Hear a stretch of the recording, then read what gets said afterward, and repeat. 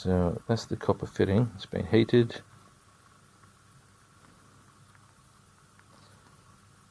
That's the copper fitting. It's been drilled, heated and swaged into the correct alignment. And pretty soon, once it's cooled down, so that is how we make the elbow for the spray gun, or make a mess, or just throw away some copper fittings.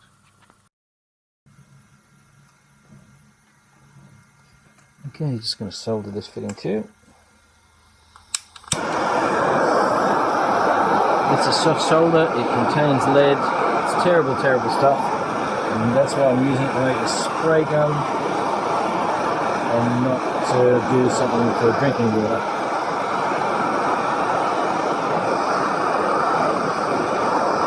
All I need to do is seal this off.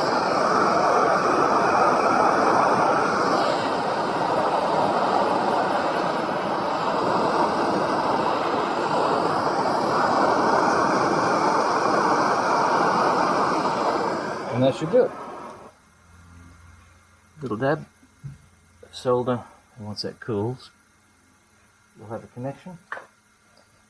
Compressed air will come up through this line, out through there. There'll be another copper tube fitted to the outside of this, tuned to the right length, bucket of tar on top, and it'll just suck it out and spray it onto whatever I want to spray it on. So it's time to use this simple swage thing here with the yellow handle to swage an end on my copper tube. The copper tube's too hard, so I'm going to have to soften it. So as always with copper, if you want to soften something, use the heat.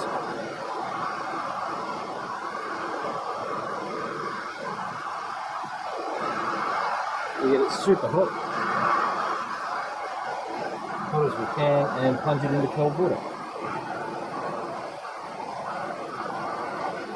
So as with everything with copper, if you want to do something with it, you want to change it somehow, you get it super hot. If you want to solder it, you want to join it, you got to get it super hot. If you want to make it softer, you get it super hot. The difference is, you get super, super hot, and then you plunge it directly into cold water, and it realigns the molecules, annealing it to make it nice and soft and workable. You can't see it in this light. This is actually red hot. You can tell because as soon as you take the flame away, it turns black instantly. That means it's red hot. And because heat transfers that copper very quickly, it can start to burn my hand if I don't punch it right now.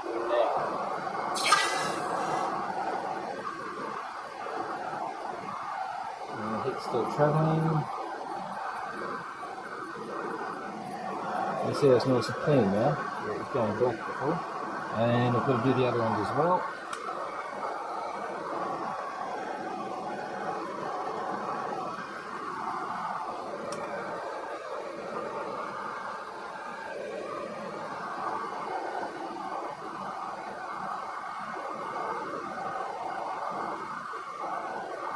Nice and hot. One end of this is going to be swaged to fit on the gun, the other end is going to be swaged and flared and flattened out to solder on the bottom of the can.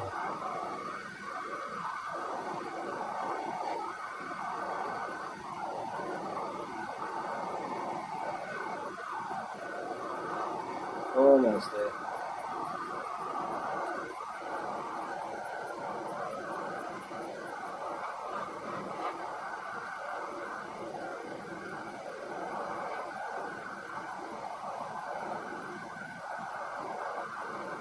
Right, that spot again where right all the flames on it.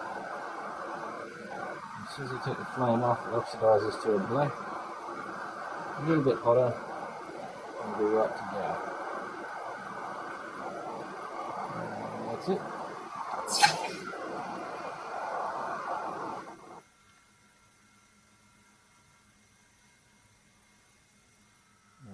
Nice and clean and nice and soft. So I should be able to swage that quite easily. This is the end we're swaging.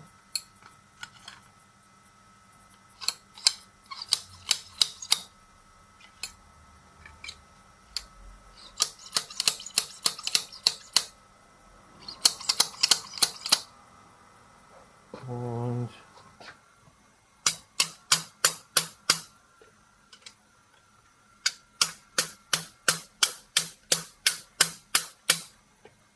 actually at this point it doesn't take much at all.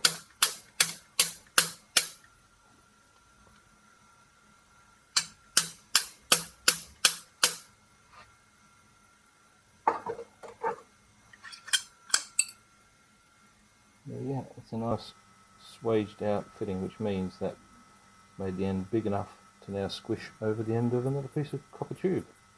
This end I'm going to swage just a little, just to get a start on flaring it.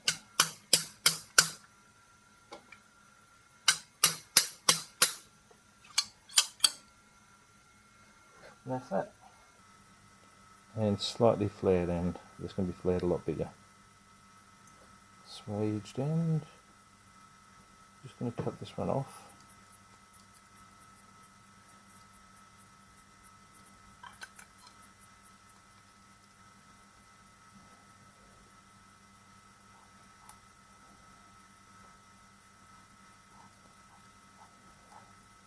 Now anyone that cuts copper tube with a hacksaw is wasting their time. The price of 1 or 2 hacksaw with decent hacksaw blades, you get one of these cutters, and they do it easy. You leave a clean, relatively burr-free end.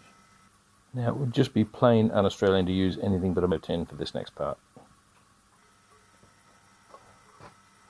Okay, so I've drilled a hole in the bottom there, and the next thing is to solder on this fitting that I made, the flange fitting I made a little bit earlier on. Once I've done that, I've got myself a tar pot that will fit on the top here. So you lay it over one side so the tar goes over there. Lift it up, tar drops into here, and the compressed air blows it out. That's all you really need to spatter a heap of tar on the side of the bus to stop the drumming. Okay, a little bit of soldering flux.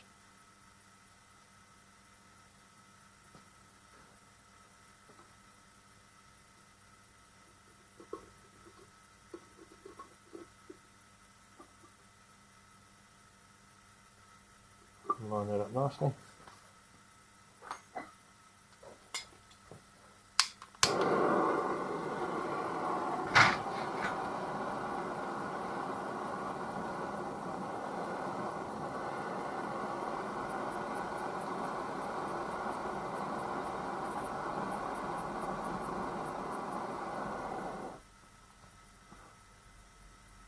That's that, soldered on.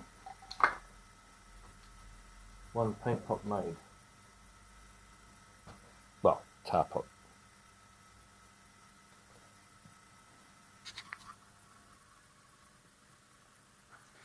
See that nice little solder joint there. And make sure nothing leaks. And because it's offset, I can make it roll over to one side or forward or backwards depending where I put the pot to stop the flow of tar.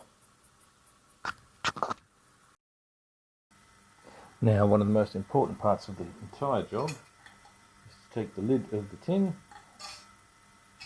offset to one side, punch an air hole into it, because the tar won't come out.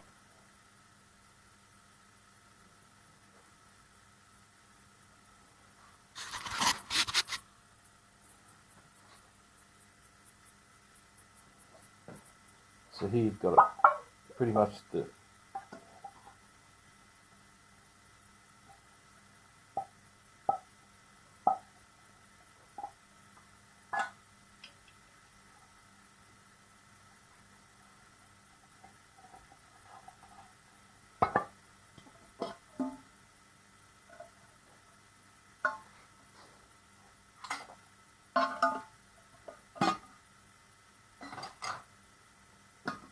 So this is it, pretty much the simplest spray gun money can't buy. Copper elbow, piece of copper tube drilled through and soldered on. A tip made up just out of another piece of copper with a swage on. And it just lines everything up so that it flows nicely. And a paint pot slash tar pot, just made out of a Milo tin because, well, Australian. And off to one side, it just fits on there. Spray till it's empty. If you need to stop, tip it back on its side. That took about 20 minutes to make. It's good for spraying Underseal or tar or roofing tar, anything like that.